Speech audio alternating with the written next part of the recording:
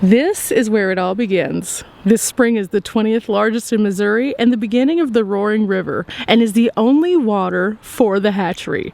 The spring produces an average of 20.4 million gallons of water daily. With that said, hello adventurers and welcome back to my channel. Now today I have something super exciting planned.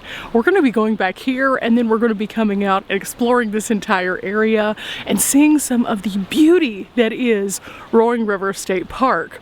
But more so, we're going to be exploring the hatchery. Now I've done hatchery videos before, but this one is unlike any other because this one is so unique. And so even if you're not a person who's interested in hatcheries, you're gonna like this one because it's all pumped out of a natural spring, which we're gonna get to go look at.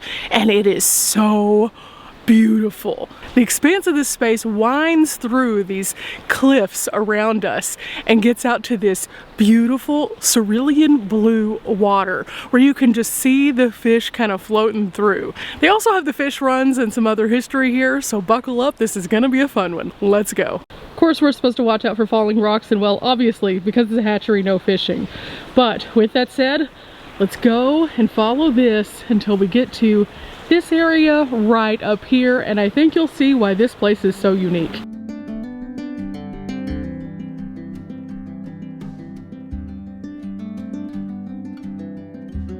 Not there yet, but almost. But look at this. This is insane. The camera does not do this justice. This is at least 150 feet up there. This is crazy. Wow. And look how clear this water is.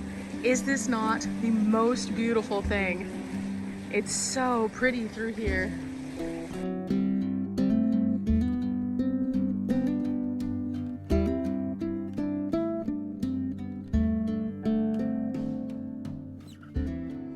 We've arrived at the spring, and this is one of the coolest things that I've seen recently. You can see the outcropping of the cliffs. It opens up and forms almost like this little tunnel from above, which you can actually see from a viewpoint, but it keeps going way, way back in there, almost until it gets like super like I can still see it, but it almost becomes like black, just darkness. The water is so pretty, and I can see fish floating everywhere. This is nice, guys.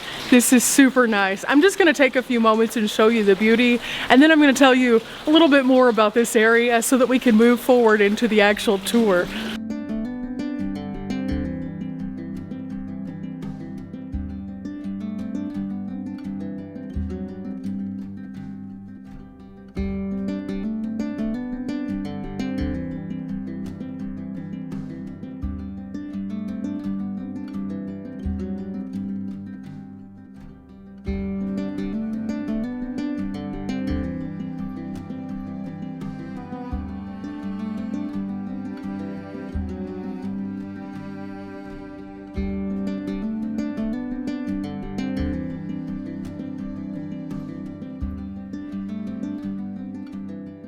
Along the pathway there is this sign that begs the question, how deep is this? And there are a couple of illustrations on here that make it a little bit easier for us to understand the actual depth of the spring that is in front of us.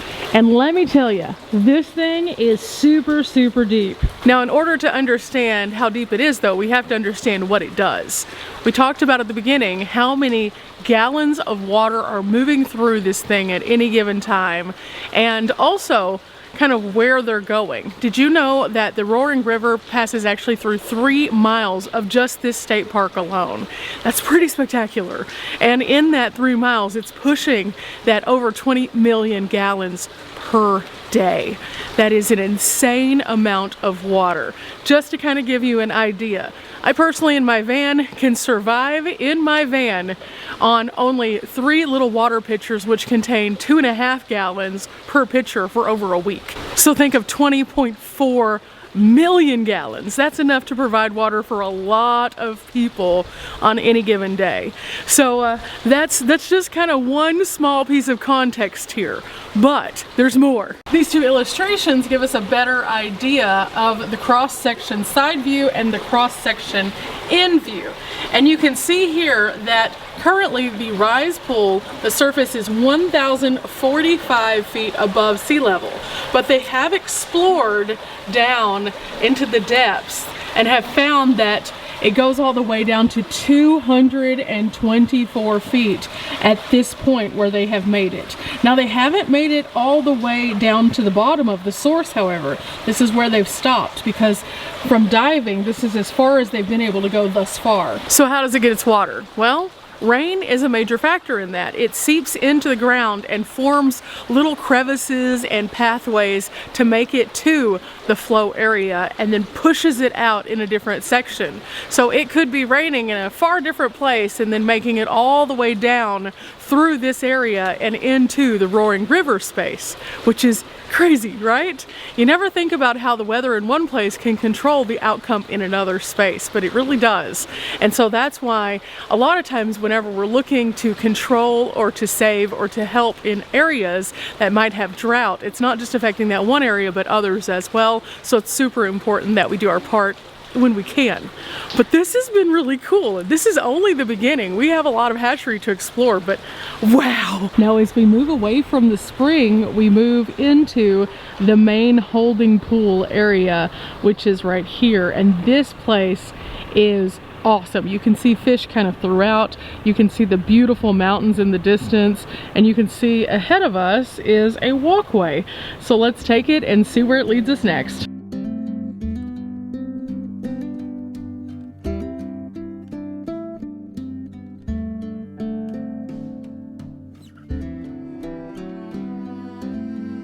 Now an offshoot of this is actually the Deer Leap Trail. It's a 0.2 mile trail, and that's what leads us up to that overview area. But right past the entrance to that, we have our first set of signs to get some brain wrinkles about this place and learn a little bit more. So let's see what it has to unfold for us. On this sign we can see a few historic photos which have been washed out a bit by the sun, of course, but you can see here this is an early mill that would have been at the spring, and then also another mill down here. Now it says here that early settlers often found sites and they chose them along spring-fed streams. Now this is where you can see a family that might have lived here. This is Phineas and Dolly Ball, who built a log home in 1905. Now Europeans who came here came a little bit after the Native Americans had already been relocated for the most part toward the Indian Territory or the reservation territories in Oklahoma. So they were coming into this land after it had been cleared for them to live there. And so as they came here, they were looking for places to stay, and they happened upon these spring-fed areas and found them to be lucrative for farming and also for living in a bit more of an easy way than having to source all of their things. See, if you didn't have a spring, it was very hard to live at that time. So whenever they arrived, they started looking for these areas and found areas around this region and would settle down in like 40-acre tracts. So what would the waters be used for? A mill. That way they could grind down the food that they were harvesting and raising. They would water the crops, they would water the livestock, and they would use spring houses as refrigeration, which meant that as a spring ran through, it would cause cool air, which would keep their food a bit longer because they didn't have regular refrigerators like we have now. Now, something I noticed when we were back there in the little recess, it was cold back there. It was very, very chilly. And so that makes it perfect for trout. Trout survive in super cold water. So here it talks about the quality of life of the trout based on the water temperatures and how that they maintain the area to keep it where they can, in fact, thrive and survive. Now this is kind of interesting because it talks about the overall karst geology of the Ozarks and how it's riddled with cracks and sinkholes, and how within these they all filter back into the water table, which you can see there at the very bottom. So if you have a well, it's going to plug all the way down to the groundwater. And if you have a septic tank, even though it might be in a safe area, it could still kind of meander its way into the fresh groundwater. So you have to be very, very careful as to how you're putting things in the Ozarks, even more so than in other areas. For that reason, the Missouri Department of Conservation works very, very hard to not only educate people about the placement of these items, but also to keep the waterways clear, because the groundwater is ultimately what we drink, what we use, and what the trout survive in, but also all the other fish that are out there. So this particular department is constantly hard at work doing all sorts of things to promote education, but also to work on the cleanup effort of our groundwater here in Missouri, which I think is quite the task because there's so many people here and so many people who need certain things. Here specifically you see 5 various points on the Missouri map. All of these are Department of Conservation trout hatcheries. Of course, Roaring River being right here, and then Shepherd of the Hills Hatchery, which we've also been here on the channel, is right here. The others are a bit north and more so east. Now, why are these important, however? Trout are not native to Missouri, believe it or not. I know a lot of people come here to trout fish, but they're not native. So they decided to implement in 1937 a pay-to-play system.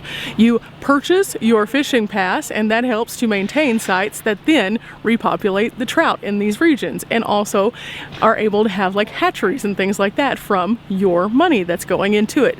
And so that's pretty cool, right? I think it is. I think it's a really neat pay-to-play system, but also that everyone benefits from in the end, because we get the education, you guys get to fish, all the cool stuff happens, and there are places like this that exist. So how does that work if you just see a few fishers here and there? Well, believe it or not, over 500,000 permits are issued per year. Some of those are just day passes, some of them are annual passes, but each little tiny piece factors into the bigger picture of what we're seeing here at the hatchery today. And I'll show you some of the permit dollars at work in just a moment. In fact, there's some guys out here working on some of the fish runs. But there's a little bit more to this also. There's more education to be had. But also right here it says all anglers support fisheries management. And in 1976, the Missouri Conservation Sales Tax was actually approved. And it's only an 1/8 of 1% of general sales tax, but it's dedicated to the statewide conservation efforts to clean up the waterways and provide things that we enjoy today. This includes hatcheries, management, children's fishing programs, children's education programs, and so many more things. So everyone is getting brain wrinkles as a result of this 1/8 of a percent, in addition to those fees from the permits. And I think that that's just really cool. So there you go. There's the backstory on the trout in this region, the conservation, why hatcheries exist, and a few other little tidbits in there as well. But as you can see, we've just gotten started. All of these fish runs are in various stages, and currently they're in the process of draining some of these, cleaning them out, and moving the fish into other regions. And so we can actually see the various levels of the water management that they're doing as the fish are thriving inside each one of these. I think it's pretty neat to be able to, as we walk around, have different pieces that jump out and say, hey, look at me, I can teach you something. And so there's a few more of those over here as we get closer to the buildings. And so I'm very eager to learn more with you guys. But also I'm going to show you some of the beauty of this place, because even though it's a hatchery, it's beautiful. There's a river that runs through here where people are fishing, and it's a spectacular time of year just to kind of sit back and take a few moments. So while I'm making my way over to the other side, check out these views.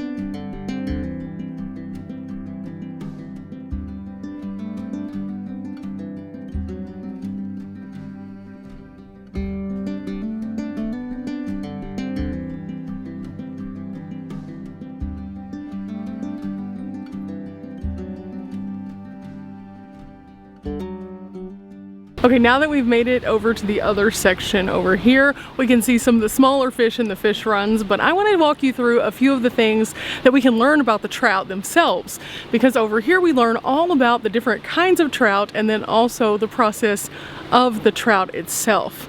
I think you can tell though, this is not just your average hatchery, and even though we have similarities in the fact that we get the education and the brain wrinkles, the views are what make this place head and shoulders above the rest when it comes to the hatcheries that I've found. Here in Missouri, they have two different kinds of trout. They have rainbow and brown trout, and you can see here through an illustration the difference between the two. Of course, the rainbow trout is going to be up here on the top, and it has this bright pink piece that comes through it, and it's a pink or brownish red color, and it has predominant black spots and then a forked tail, which definitely you can see cuts in, versus the brown trout that has more of a flat looking tail. Also, this one has reddish orange spots but no line on it. Now, Missouri has two different kinds of rainbow trout, which I think is also kind of interesting, and they spawn at different times, and so by doing that they're able to optimize the amount of output of each one of them by kind of rotating the spawning season, so to speak. So that's kind of interesting. This hatchery is actually one of the oldest in the state, originally built in 1910. And then all of the stonework that you're seeing was actually part of a rebuild which happened whenever the CCC came into this area in the 1930s. And you can see through the stonework and the stonemasonry, not only in the runs and things like that, but also the buildings around us, those touches really predominantly showing through, which I think is fabulous. And we've touched on the CCC before, the Civilian Conservation Corps. This was a group that was founded mainly to give jobs to those who were needing jobs at a time when the world was not so great. During times where there was depression and hardship, this gave men an ability to come out and work and learn skills which they were then able to implement into other portions of their lives going forward following their work and time with the CCC. Many of those people went on to work in various posts throughout the military whenever the World War happened. And so this was like a preparation step, but also a way to help them get through a very hard time in our country's past. So you can see that kind of throughout, and learning a little bit more about that puts it into perspective as to why this place is so cool. Now, as a result of this site, over 250,000 fish are moved into the systems of water around Missouri annually. And during fishing season, they do it a couple times a week just to keep everything kind of flowing and moving really well. And so that makes it a prime place for those tourism dollars, in addition to bringing in those permits and fees, which really help out the state of Missouri quite a bit. So I think you can see why fish is a good business for the state of Missouri, and why places like these not only provide that education but also help the state out in many ways. Now, this sign right here kind of tells you how it works just in general, and autumn is a very busy time for them. In fact, this is whenever they start separating the males and females into different raceways, and the females are checked out for eggs. And you can see what the process of harvesting those eggs look like through this little series right here. Now, at 57 degrees, it takes about 21 days, and then you have a fish. And that's where it all begins, the cycle of life at a hatchery. Now, after they become little fish though, they don't just immediately go outside. They have to absorb this thing called a yolk sac and be able to process actual feed, which they feed them here at the hatchery. After that's happened, they move them into the runs. After they get to a certain size, they move on again, and it continues the process on and on and on until they are released. Those runs look like this. And you can see you have a variety of different sizes of fish in these. And as we kind of go around again, I'll show you kind of some of the different sizes, and you'll be able to see just how many fish are in these things. But before we do that, how do we grow a trout? Well, raising trout actually begins as they separate trouts based on their age. Hatchery workers carefully monitor the growth, and you can see here hatchery workers at work doing all the hard things, finding the fish, pulling the fish out, and the different manners for which they might do that. And then also ultimately what it looks like when an angler catches one of these fish at the end of its life cycle. Now, it isn't just moving the fish though. They have to know how big the fish are, if they're developing correctly, if they're feeding enough. And this is actually a science where they pull out fish kind of periodically and weigh them to make sure that they're achieving the weight that they need to move on in a healthy way to their next steps. And I think that that's kind of the interesting part when you come to a hatchery and you see the hard work of the people in there, either feeding or cleaning or doing, and it's fascinating to see how much goes into a place like this. So with that said, let me show you some more of the amazingness of this hatchery.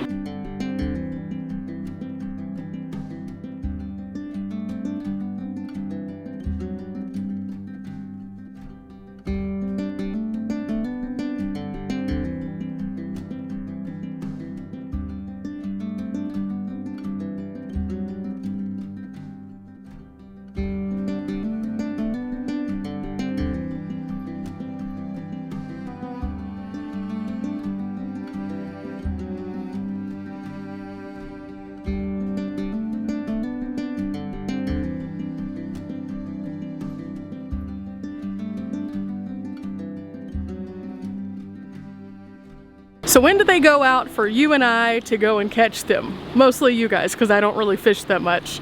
Between 12 and 18 months. So the fish live in a place like this for a considerable amount of time before they are released for the public to be able to catch them. Because they won't put anything out that is under a certain size. And that is, of course, because you're not supposed to be catching things that are under a certain size. So they just release them at that size. And then, well, it's up to you guys to catch them. Otherwise, they'll continue their life cycle out in nature. So they do have food here, so you can feed the trout if you'd like to, and they have coin operated machines so you can cash in dollar bills to get change for them. With that said, you can only feed them the feed that they provide, so do not bring your own feed because that is not necessarily on their diet.